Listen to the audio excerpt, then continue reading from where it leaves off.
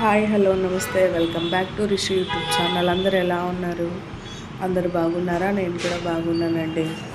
ఇప్పుడు మీకు పుల్లగూర రెసిపీ చేసి చూపిస్తున్నాను. ఇందుకు మనము గోంగూర తోటాకు ఒలిచి నీళ్ళలో కాసేపు నానబెట్టి పెట్టుకుందాము. ముందుగా మనం టమాటాలు ఇక్కడ నేను 7 టమాటాలు తీసుకున్నాను.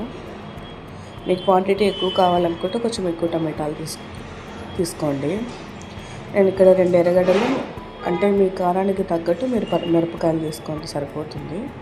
ఇక్కడ నాకు కారం ఎక్కువ ఉన్నాయి కాబట్టి మిరపకాయలు నేను కొంచెం తక్కువగానే తీసుకున్నాను. ఇవన్నీ నీళ్ళల్లో వేసుకొని ఒకసారి బాగా నీట్గా శుభ్రం చేసుకొని చిన్న చిన్న ముక్కలుగా తరిగి పెట్టుకుందాము. ఒక టమాటాని 6 ముక్కలుగా కట్ చేసి పెట్టుకుందాము. మిరపకాయలు 2గా చీల్చి పెట్టుకుందాము.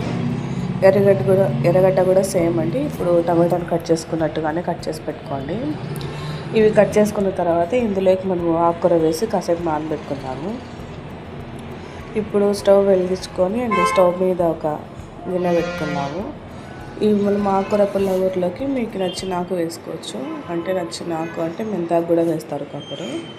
నేను ఇక్కడైతే గోంగూర తోటకూర ఒకటే వేస్తున్నాను. ఇప్పుడు గిన్నె పెట్టుకొని గిన్నెలోకి మనము కొంచెం ఒక 3 స్పూన్ల ఆయిల్ అంతా వేసుకుందాము. 3 లేదా 4 స్పూన్ల ఆయిల్ వేసుకుందాము. ఆయిల్ బాగా హీట్ అయిన తర్వాత ఇప్పుడు ఆవాలు జీలకర్ర వేసుకుందామండి. ఈ పుల్లగూరని మనము చపాతీ లెగ్ కానీ లేదంటే రైస్ లెగ్ కానీ బిర్యానీ లెగ్ కానీ తినచ్చు. కొందరు బాజీ అంటారు, కొందరు పుల్లగూర అంటారు. ఇప్పుడు ఆవాలు బాగా వేగిన తర్వాత పచ్చిమిరపకాయలు కూడా ఇందులోకి వేసి బాగా వేయించుకుందాము. మీకు ఫస్ట్ టైం మిరపకాయలు వేస్తాం కాబట్టి బాగా వేగిపోతాయి. ఇవి వేగిన తర్వాత ఎర్రగడ్డలు వేసుకున్నాము. ఇప్పుడు ఇందులోకి ఎర్రగడ్డలు కూడా వేసుకొని బాగా అంతా కలిసే విధంగా ఒకసారి నీట్గా కలుపుకుందాము.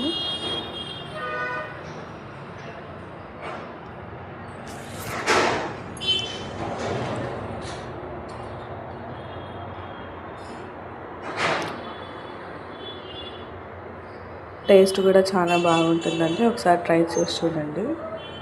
ట్రై చేసి కింద కమెంట్ చేయండి మీకు ఎలా కుదిరిందో.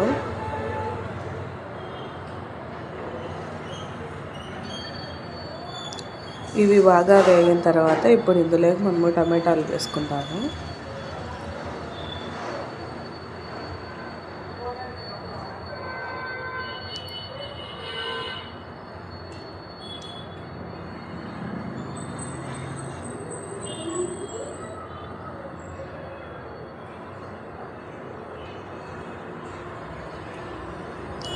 టమాటాలు కూడా వేసుకున్న తర్వాత అంతా బాగా కలుపుకున్నాము. కాసేపు టమాటాలు మగ్గాలి. ఇవి మగ్గేసరికి మనం ఇక్కడ తెల్లగడ్డ ఒలిపించి పెట్టుకుందాము. తెల్లగడ్డ ఇక్కడ ఒక 10 పాయల దాకా తీసుకోండి. 10-15 పాయల దాకా తీసుకుందాము. ఇప్పుడు అంతా ఒకసారి కలుపుకుందాం. చూడండి, టమాటాలు కూడా బాగా మగ్గినాయి కదా. ఇప్పుడు మనము ఒలిపించుకున్నాం కదండి, అవి పక్కన పెట్టుకోండి. ఇందులోకి మనం ఇప్పుడు కొంచెం సాల్ట్, కొంచెం పసుపు కూడా యాడ్ చేసుకుందాము. మీకు ఇప్పుడు తెల్లగడ్డలు యాడ్ చేస్తున్నాను. ఇక్కడ మీకు చూపిస్తున్నాను. నేను ఇట్లా యాడ్ చేసుకుంటున్నాను. ఒక 10-15 దాకా తెల్లగడ్డలు వేసుకొని టేస్ట్ బాగుంటుంది. ఇవి కూడా అంతా ఒకసారి కలిసే విధంగా కలుపుకుందాము. ఇక్కడ మీకు చూస్తే అర్థమవుతుంది, టమాటా బాగా మెత్తబడింది. ఇప్పుడు ఇందులోకి మనము ఆకుకూర వేసుకున్నాము. ఇక్కడ మీకు ఆకుకూర కూడా చూపిస్తున్నాను. ఆకుకూర బాగా నీళ్ళన్నీ వచ్చే విధంగా కాసేపు పక్కన పెట్టుకొని మళ్ళీ ఆకుకూర వేసుకుందాం. వీటిలోకి ఆకుకూర అంతా వేసిన తర్వాత చూడండి, నీళ్ళు గమనిస్తే మీకు అర్థమవుతా ఉంటుంది. అందుకే నానబెట్టుకోమని చెప్పినాను నేను ఇక్కడ. అంటే దాంట్లో ఉండే దుమ్ము మన్ను అంతా ఇట్లా అడుగున చేరుతుంది. ఇప్పుడు ఇదంతా ఒకసారి బాగా కలిసే విధంగా కలుపుకుందాము.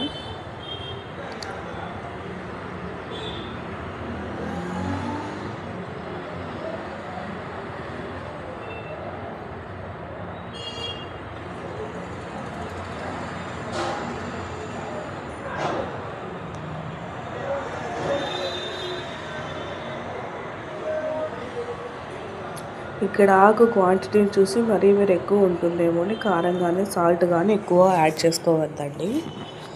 కొద్దిగానే చేసుకోండి. ఎందుకంటే ఆకు బాగా మగ్గిన తర్వాత చాలా కొద్దిగా అనిపిస్తుంది కదా. ఇప్పుడు దీనిలోకి మనము సాల్ట్ యాడ్ చేసుకుందాము. నేను ఎక్కువ అన్ని కూరల్లోకి నేను రాళ్ళ సాల్టే వాడతాను ఎక్కువ. ఇందులోకి మనం పసుపు యాడ్ చేసుకుందాం ఇప్పుడు కొంచెము.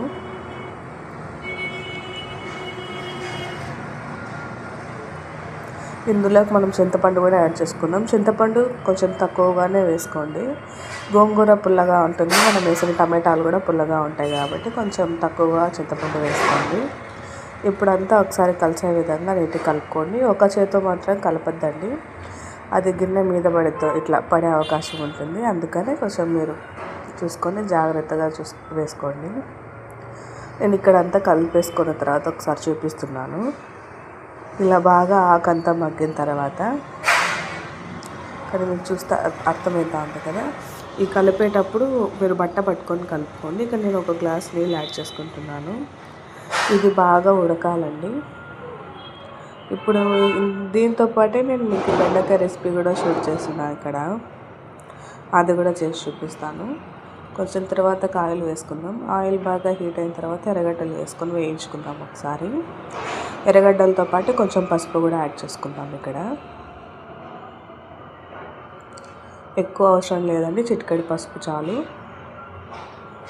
బాగా వేయించుకుందాం ఒకసారి. పసుపు వాసన పోయేంత వరకు వేయించుకున్న తర్వాత ఇక్కడ బెండకాయలు కట్ చేసి పెట్టుకున్నాం కదా, అవి కూడా దీంట్లోకి వేసుకుంటాము.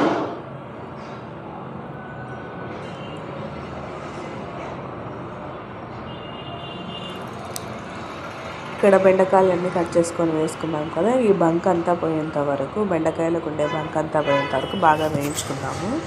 ఇక్కడ పుల్లగూర చూస్తే మీకు అర్థమవుతుంది కదా, బాగా నీట్గా ఉడుకుతుంది. ఇందులో వేసిన నీళ్ళు బాగా ఉడికి అసలు గట్టిగా అంటే మరి చిక్కగా కాదు, లైట్గా చెమ్మ ఉండేటట్టు చూసుకోండి. ఇవి ఉడికేటప్పుడు ఇవి బాగా వేయించుకున్నామండి. ఈ బంక్ అంతా పోవాలి బెండకాయలకి. ఇది వేయించేటప్పుడు హై ఫ్లేమ్లో పెట్టుకోవద్దండి, లో ఫ్లేమ్లో పెట్టుకోండి.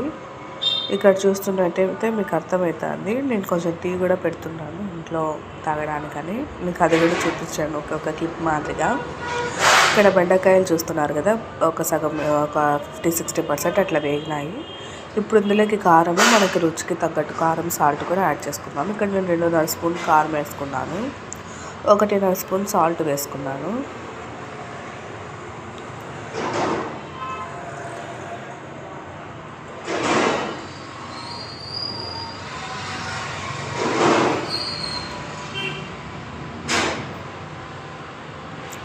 ఒక 5-10 నిమిషాల తర్వాత ఇప్పుడు పుల్లగూర ఆఫ్ చేసుకోవచ్చు మనము.